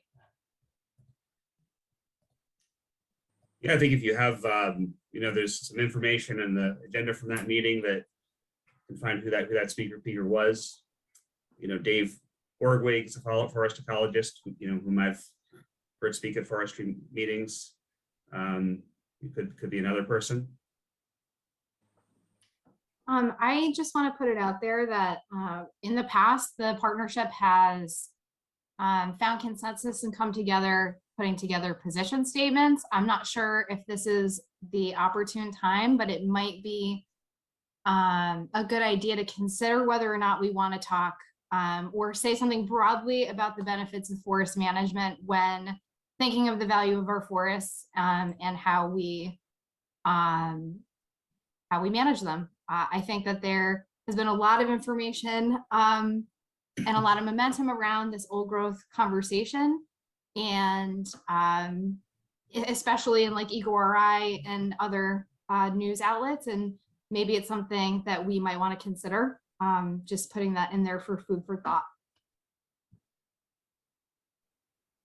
And I'd like to say, as far as the maps that Will brought up, I think they fit perfectly into this discussion because they frame the fact that the forest doesn't have to be old growth to have immense value and significance, and that management to maintain those characters and qualities are essential. And it has nothing to do with any more than we have old growth pitch pine, as far as, but the qualities of that that forest type and what it represents is very significant, so that management takes in many things that require forests in various forms, and to frame it in that kind of way and use that kind of mapping, I think backs up the argument perfectly, because it's much more complex than just saying it's old. And old growth has very specific definitions as far as what the characteristics and qualities are, because when we were looking at it, it's about 2002, so it's fairly recent where, you know, these definitions have been. It's very difficult to manage old growth for old growth because of the complexity, and that's one of the big challenges that when you're maintaining it, there's certain qualities. If you don't do something and we have, you know, the diseases coming in and the invasive species coming in, you're going to lose those characteristics, so that management is always trying to balance those things. And I think those are the elements, you know, that need to be probably communicated from the Conservation Commission, you know, because they may have a better way of, or a better opportunity of making that argument to the people at those upper levels. Well, good points. So just speaking about our you know, our past, you know, our work on the position statements and related work, the way those have typically, you know, gone forward or have happened is there's been an informal subcommittee of, you know, those who, you know, can or, you know, wanted to or needed to be involved. They worked, you know, on it, you know, and could work on that as a, you know, as part of their, you know, their professional position or personal interest, and that in helping, you know, move those along. And usually, you know, or Kate and I, or since Kate became co-coordinator, have, you know, have been involved with those. You know, not necessarily, you know, driving them. And that for the informal group that the Woodland Partnership is now, that's, you know, where I would first approach that again.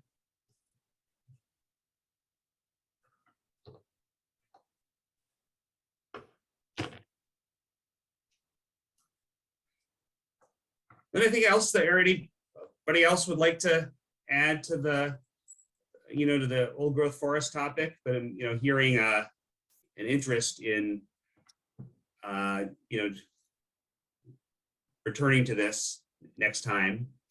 And, you know, Kate and I and perhaps others will consider, you know, just how to approach it with the speakers and so forth. This has been a very long, productive meeting, everyone, and we haven't even gotten to partner updates. Well, it's probably a good time to sort of move, you know, into those. But just before we do, we had just a you know, topic to bring up with the partnership about the Google group list that we have, and you know, how we use it, what it's intended for, and do you want to explain that a bit, Kate? Sure. So as you all know, the partnership is open for anyone from the public to come and attend a meeting. And I think we're going to make moves to make sure that it's on our RI Woods website, that our meetings are the third Thursday of the month. And if you want to attend, please contact one of us. I will say we do have our Google group where we share calendar invites, meeting links, and information related to the Woodland Partnership. You, as members of that Google group, you can all share stuff. We wanted to get your opinion on what the parameters around adding folks to that Google group are. Should we limit it to announcements? When do we know that, when do we define somebody being a consistent member who comes to our meetings? So just trying to get feedback there.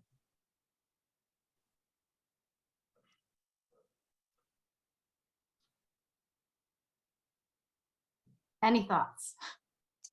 Just to add my own perspective to it, I think it's been most useful, you know, in addition to, of course, sharing the meeting announcements and invitations. But when people have announcements for other significant events, or if they're trying to get a subgroup together to work on a particular issue, it can be a way to get it out there.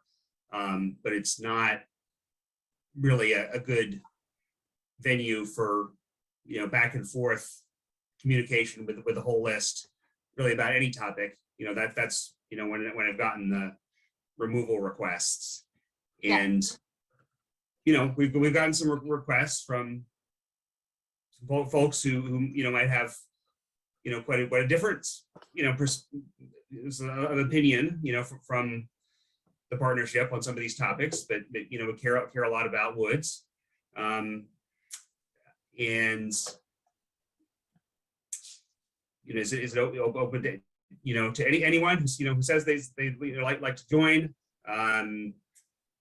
Perhaps it's worth considering it, pruning it to people who've actively participated in a partnership meeting in the last year or two, for example, and just keep in mind that whatever goes out to the Google group list that a recipient gets can be forwarded on anywhere else too. Does it hurt to have that many people? So I was kind of laughing at myself about this when I went down to open up the Zoom link. It went to like 47 names, before I went down. I was like, there's not 47 people on the partnership. But does it hurt to have that many people involved?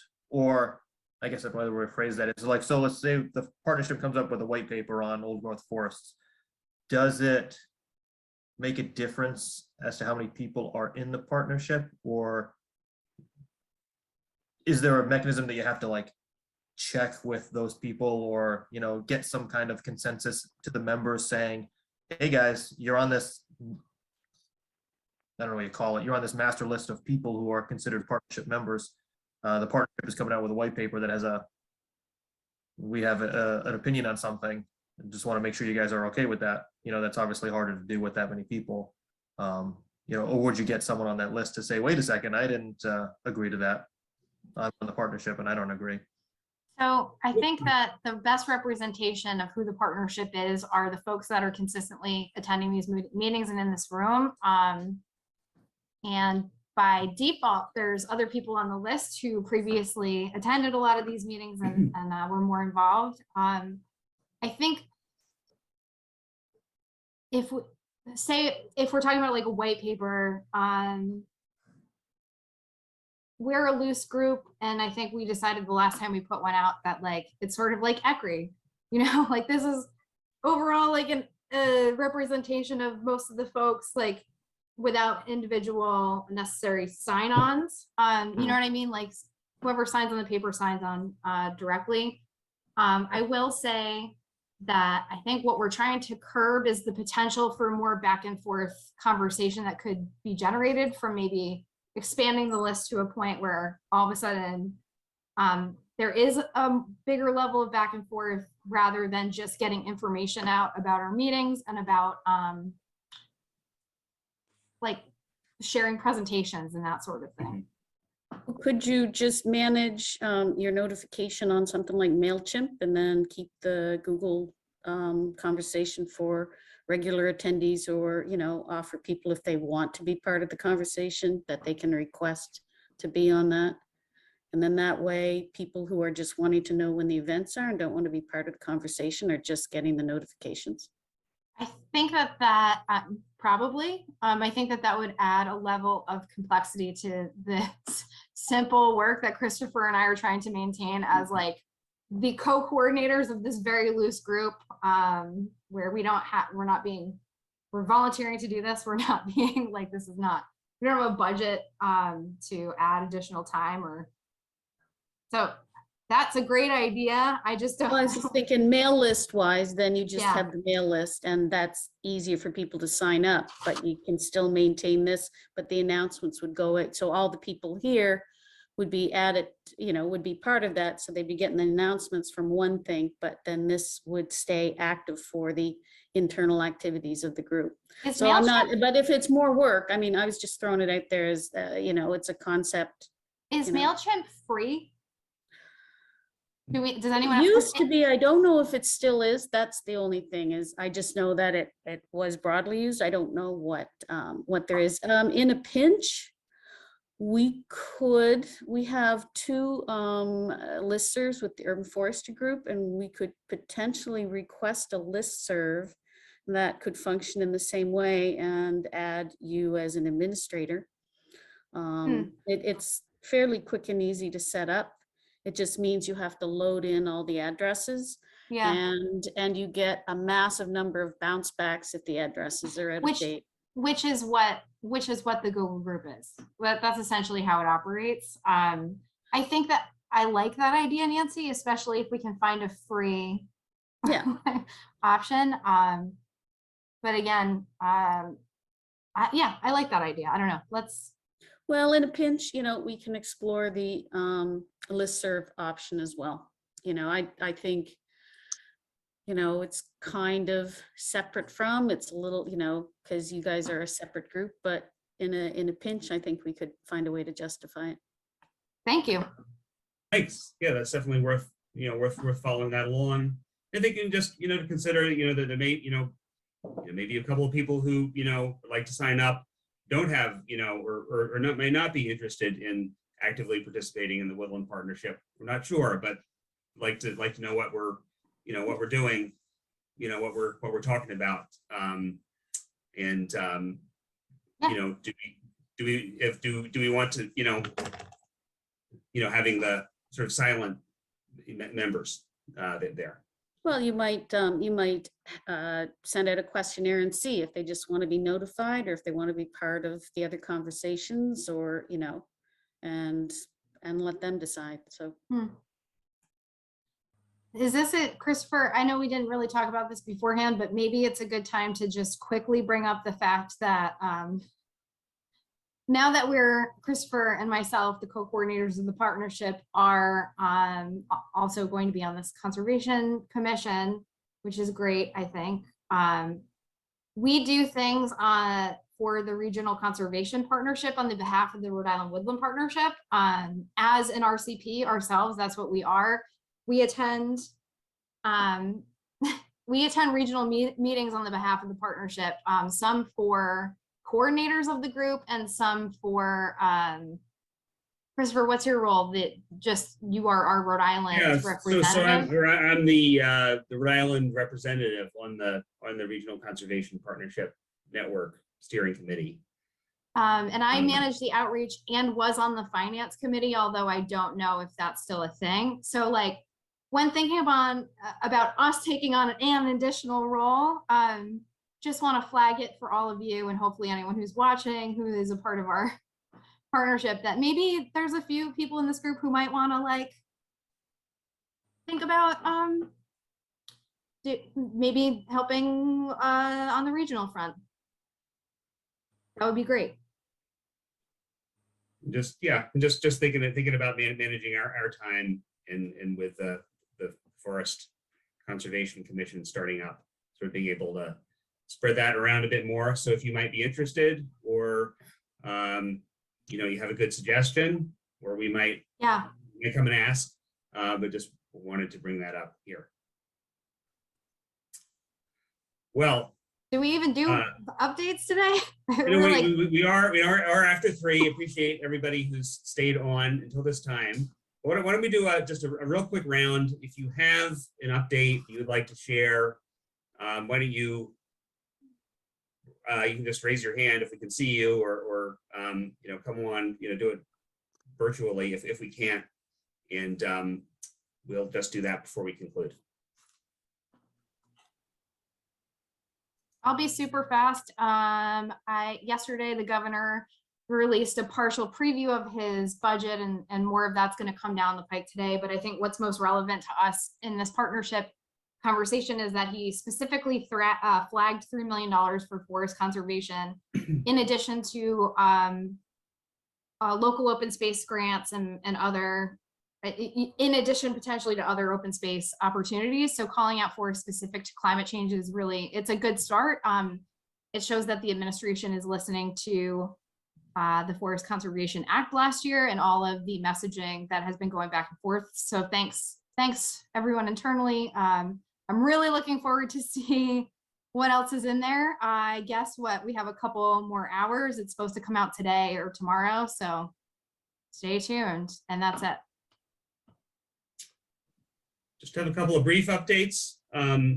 Upcoming, the Yankee division of the American Society of American Foresters meeting. That's the Connecticut, Rhode Island and Massachusetts together, is on the afternoon of Tuesday, February 15th. It's going to be a free webinar style meeting with sort of three highly, relevant presentations, with the stuff that we've been talking about today. Returning to what we've learned from the Oak Resiliency Project, some forestry standards for the Southern New England region, basically, that the New England Forestry Foundation is coming out with, and then managing for forest carbon. One of the other hats I wear now is I'm the Yankee SAF chair, so juggling a little bit, but think that could be of interest to quite a few folks. We'll try to share that following the meeting. And then the Forestry for Rhode Island's birds training for foresters and natural resource professionals is finally, we're planning that for later this spring on May 24th. That is a Tuesday with a rain date of the 26th.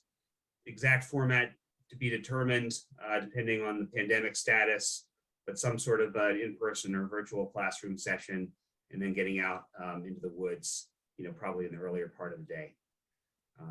Anybody have any other updates, news they'd like to share? Okay, with that, the next partnership meeting, the third Thursday for next month would be the 17th of February. So we'll hope to have as many of you as possible for that. Appreciate your participation today. And thanks so much for your contributions, and we'll look forward to seeing you next time. Thank you. Natural History Survey videos are made possible through the generous contributions of members and friends. Want to help us do more environmental science and conservation? Hit the like button, share our videos with your circle, subscribe, or make a financial contribution on our website, ranhs.org, or through Patreon. Thanks, and see you out there.